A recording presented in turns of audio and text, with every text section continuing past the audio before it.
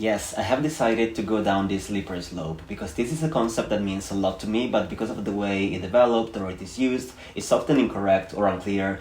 And is it even a music genre or is it something more elusive? I think the answer is yes, but of course it's more complex than that, and we'll get into it. It can refer to a music style, to an attitude, to a scene, and I cannot promise a universal solution, but I'm just starting off with a series of videos on this channel, and often I'm gonna mention independent artists or labels, and so it's important for me to clarify what I mean when I talk about indie music.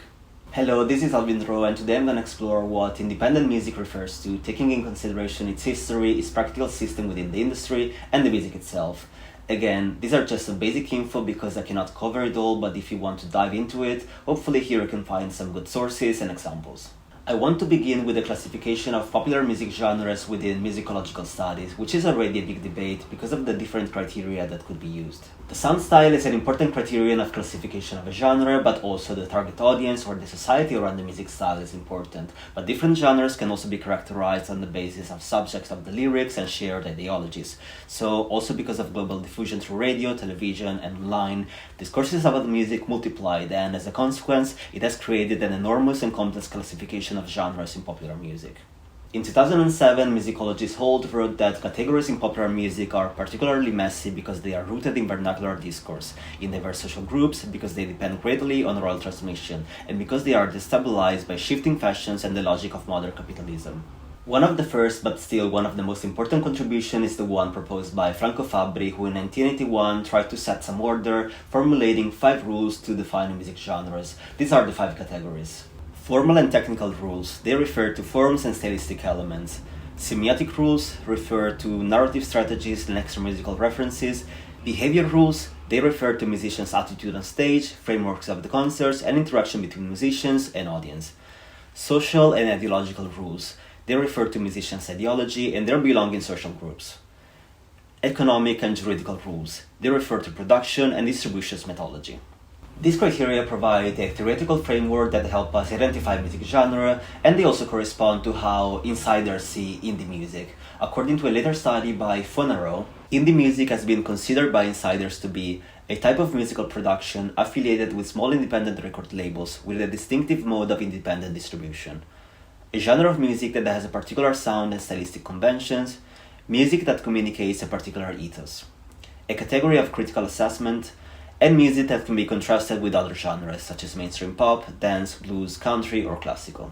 In different orders, but both scholars mention very similar criteria, Franco Fabbri as a general rule, and Fonarow as a case study. From an organizational point of view, indie refers to distribution. Records have an independent distribution despite the size of the label or of the audience if the label utilizes a distribution network that is not owned by one of the major international corporations.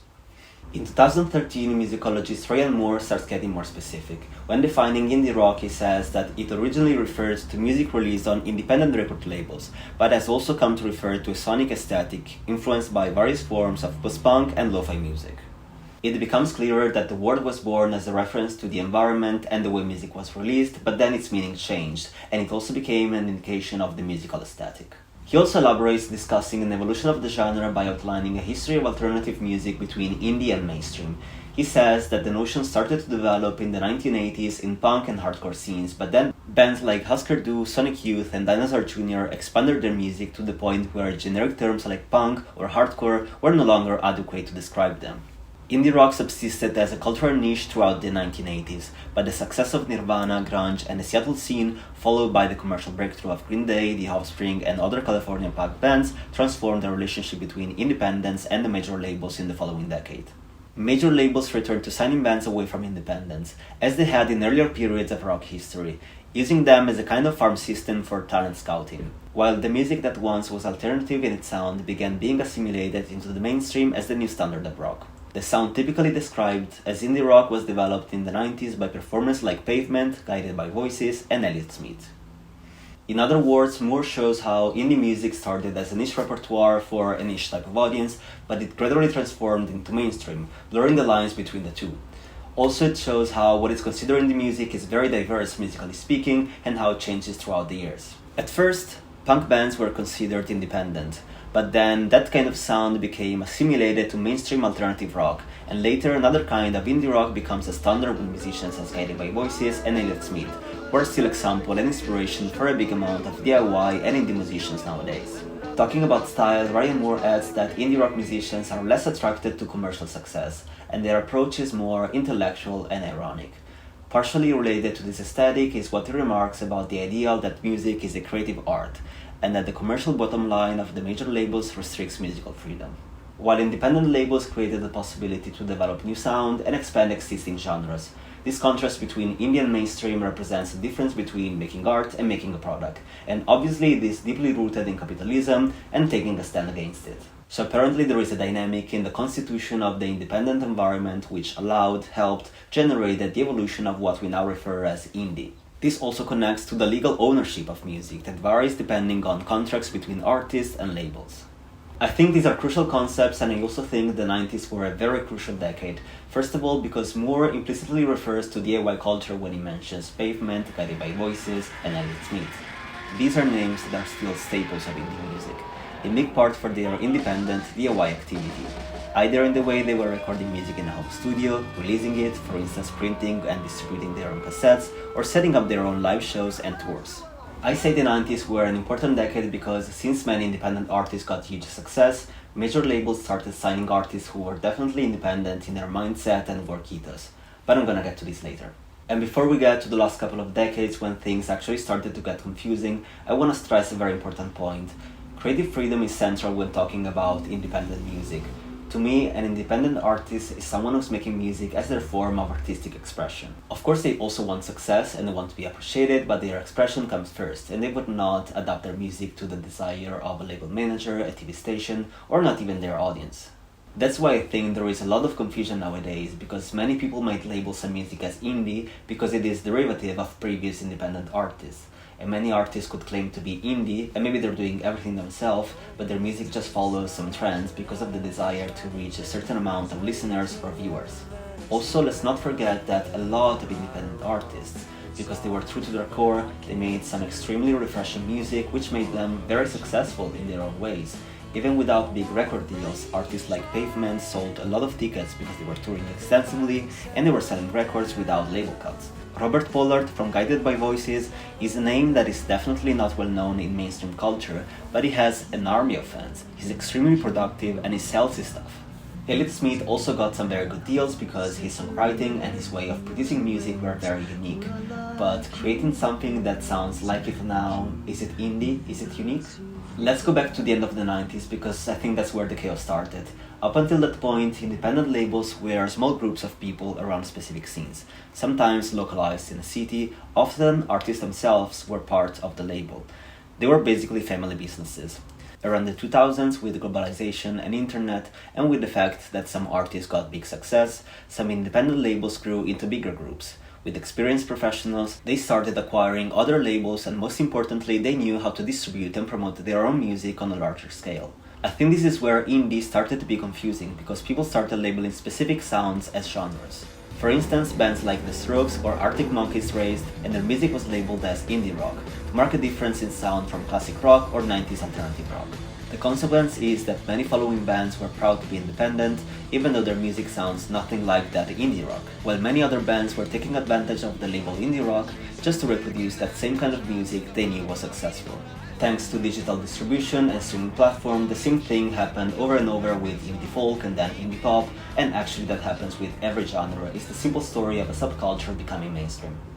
For someone who has attention for the way art is created though, I think it's really not that difficult to distinguish between indie or mainstream, authentic or commercial, especially if you think about what I mentioned about artists from the 90s. I'm thinking about Björk, PJ Harvey, Radiohead, alternative artists who became popular in the 90s and they were mostly involved within major labels.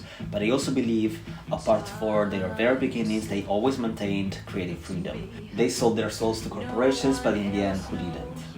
And sure, you could argue that artists like Billie Eilish or Charli XCX also have creative freedom and are very unique. But still, their songwriting, their production, their sound conforms to some of the rules of commercial, radio-friendly music. Nothing bad about it, it's just not something that I would classify as indie music for some technical aspects.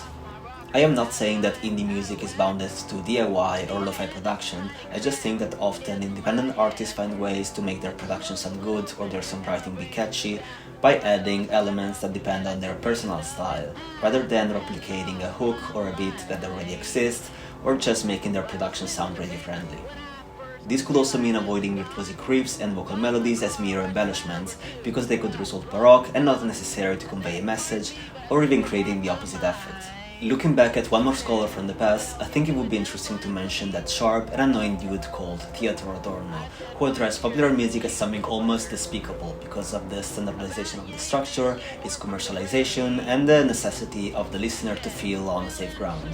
This was written in 1941 in contrast with contemporary avant-garde music by postmodern composers. His words were a bit harsh, but I think he did have a point that still applies to a lot of commercial, mainstream music nowadays. And I guess indie music started as a way to make popular music, as in song-based music that can be pleasant, accessible, and catchy, but also escaping that system connected to major labels that diminishes art in different ways. I think this also explains why many avant-garde or experimental hip-hop electronic artists would never use the term indie connected to their music, even if in fact they are independent artists. Actually, there is an interesting text about this connected to the case of indie classical label New Amsterdam. I'm gonna put it in the description. So in conclusion, it is not that deep. When I talk about indie music, I'm talking about singular vision, artistic expression, and not mere entertainment. And it's important to mention this because in the long run, I think it's mostly this kind of music that makes history, and so it's important to support the people behind that and to generate an environment that is sustainable for them to grow, to stay true to themselves, and for the next generation of artists to exist. It's just like buying an item from a local producer rather than from a big brand. So yes, I could definitely classify indie as a genre according to Fabbri's 5 categories, but to me what's most important is the attitude, the intention to create something that is personal, unique, distinctive. I think true independent artists are committed to originality first, then they find a way for people to connect with their music and to promote it in a way that reflects their beliefs and ethic. All this to say that independent or indie is a term that means something to me, and I could easily say that I love indie music and everything around it, but I also believe that we can be more attentive or descriptive when talking about art, because it's too easy to say indie out of laziness, but if we are specifically talking about the music itself, its sound and composition, yeah, indie means nothing. But in all honesty, I think this problem shows up only in relation with big editorial playlists or when the term clashes with mainstream settings, while for people who are actually involved with independent music, grassroots shows and venues, there is really no doubt. Let me know what you think. Thanks for watching.